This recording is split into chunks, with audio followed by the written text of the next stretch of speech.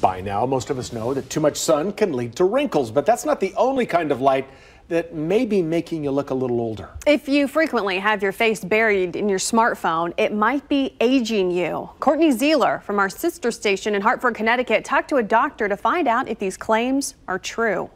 We all know the potential hazards of walking with a cell phone, for example, and possibly bumping into people or objects. We also know that people have orthopedic issues related to looking at their cell phone.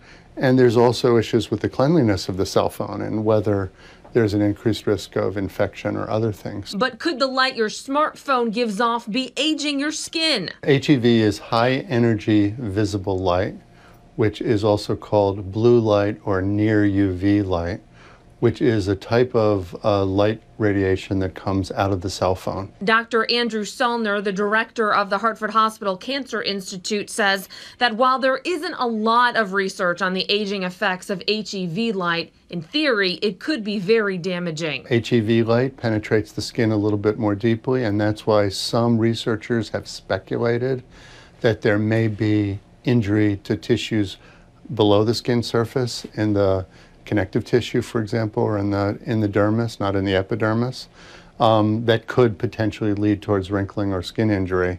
So it does penetrate a little bit more deeply, but we don't yet have any research to demonstrate that. And while the research hasn't come back on that, there is something else to think about. I think one of the greater concerns might be that we know that the reflection off the screen of a cell phone or an iPad can significantly, by some 30 or 40%, increase the amount of ultraviolet radiation, if you're outside, that you might get from sun exposure. Dr. Salner's advice, slather on the sunscreen and... I think we just have to use our own good common sense in terms of using our cell phone and try and limit it to times when we really need it, and recognize that there may be unintended consequences of using it all the time.